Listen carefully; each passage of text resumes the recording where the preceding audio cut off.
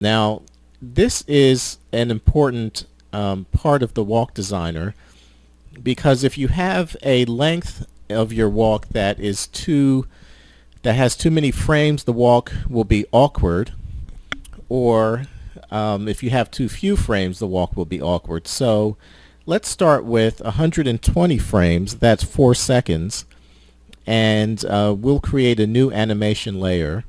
Just in case we don't like what we have, we can come back and we won't have affected our base layer. So let's click OK and then close this window, and our walk is now assigned to the character.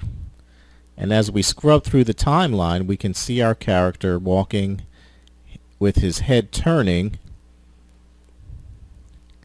towards the next sharp curve. Let's move in a little closer so we can see this better,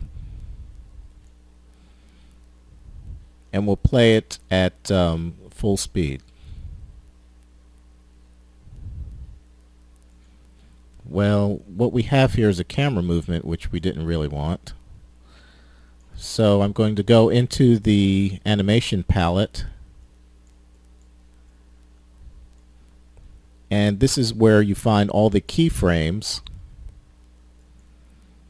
And you'll notice that the main camera, which is the view we're looking at, has a keyframe interpolation. So we're just going to delete the last keyframe, and now the camera should not be moving. When you see a green line, that indicates movement or motion, and each green dot represents a separate keyframe.